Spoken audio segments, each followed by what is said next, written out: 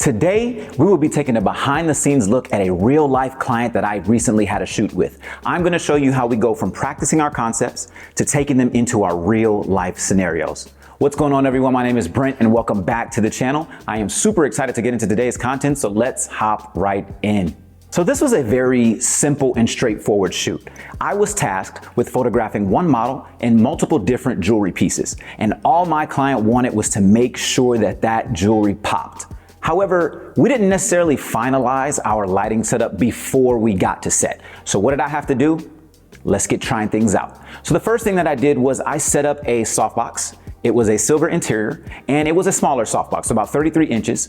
And I had this pointed in the Rembrandt position of my model. Normally when I do shoots, the silver interior gives the model's skin and whatever jewelry they're wearing enough pop for the client or the potential model that they actually do like the photos. So we kind of started off there, and this is where tethering becomes extremely important.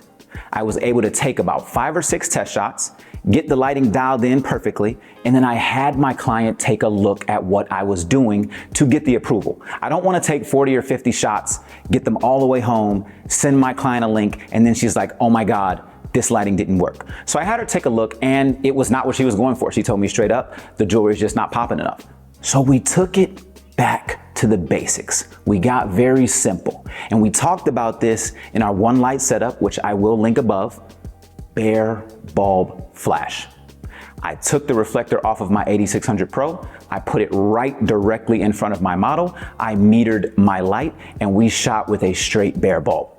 She loved the results that this was giving. She felt like it really made the model's skin tones pop, and she also felt like it did the jewelry justice as well. We started with the white cyc wall, and she had on an all black attire with some gold jewelry accents. And with the model skin tones, plus the black, plus the white and the gold, it just all worked together and complemented each other so effortlessly and so smoothly. I loved it so much. And the whole time, this is an Indian owned brand. So we were really trying to lean into those cultural aspects with the posing. So Nishala, our beautiful model, she was doing a little bit of dancing, kind of trying to keep that elegant movement going. And we did hold poses from time to time, but I was kind of just letting her move and flow, especially when we went to shoot video. But Indian owned, so we were really trying to keep the posing very flowy, eccentric, and just very down to the culture.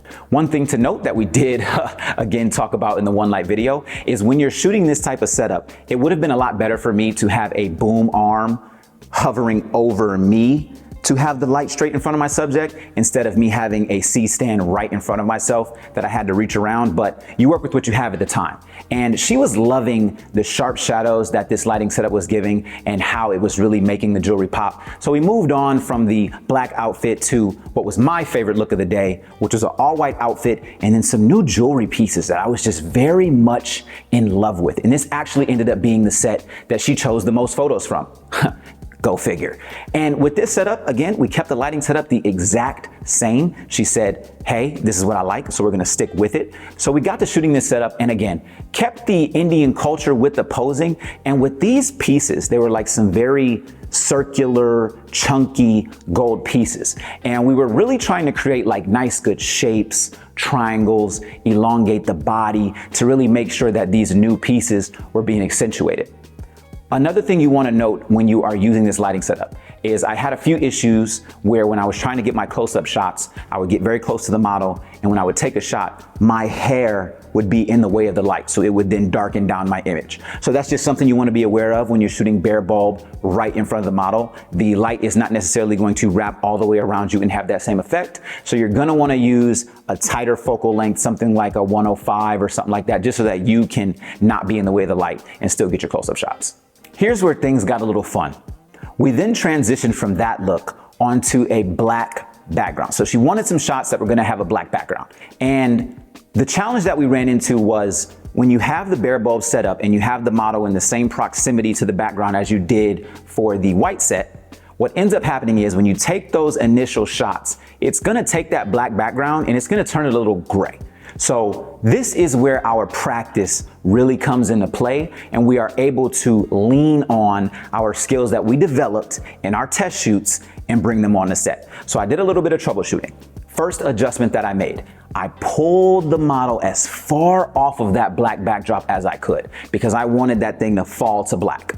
Now I couldn't pull her off as far as I wanted to because it was a set height and size, so I couldn't really, pull her back as far as I wanted to, but I went straight to the edge of my frame. I got her back as far as I could. And then the second thing that I did was I moved the light slightly off center. Now it's a little bit difficult to feather a bare bulb, but I gave it my best shot and moved it slightly off center. And then I moved in the opposite direction that I moved my light so that I could try to avoid a little bit of that fall off. And what ended up happening is we got a really nice pop on our subject while having that background fade to black. I did try to persuade her to use a hair light, so we brought in a hair light for a couple of test shots and she wasn't really feeling it. She wanted to keep it nice and simple, nice and flat. So we went back to just the bare bulb setup and we shot the shots. And one thing to note here is that it's not always about the most complicated setup that gets the desired look. The entire point of us going and doing our practice sessions and doing our test shots and trying out different lighting setups is more or less to understand how lighting works and communicates with our subject, our background, and our environment versus trying to make everything as complicated as possible.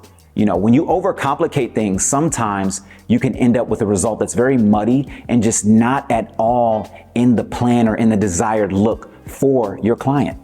All in all, this ended up being an immensely successful shoot. She loved every single shot that came out of it. And it was actually the first time that we had shot strictly studio lighting. I had to convince her to shoot strictly studio lighting because everything else that we had done was either outside or in a natural light studio. And I told her, hey, trust me, I can get this done. I know how to manipulate these lights. And if we come in the studio, we'll be able to get every single shot exactly how we want it. We won't be waiting for the sun to come back. We won't be trying to combat the shadows or the direction. We can shoot in whatever direction we want. We can make this happen. And the client trusted in me, and these are the results that we got. She loved everything, was picking photos for days, and we were able to have a satisfied client.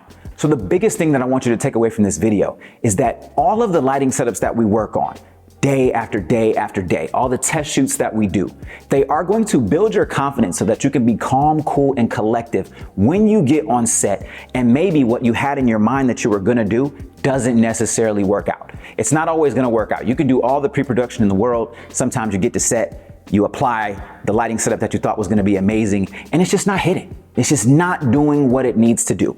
But you have to be able to be the professional and be able to shift and offer alternative suggestions that the client can then be excited, ecstatic, and happy about. This is why we practice. This is why I'm teaching you all of these different lighting setups so you can get extremely comfortable making those pivots. That's gonna do it for another video, guys. I really hope that you enjoyed this, and let me know in the comment section below if this is a style of video that you would like me to continue doing for the future. Don't forget to like, share, comment, and subscribe, and I will catch you all in the next video.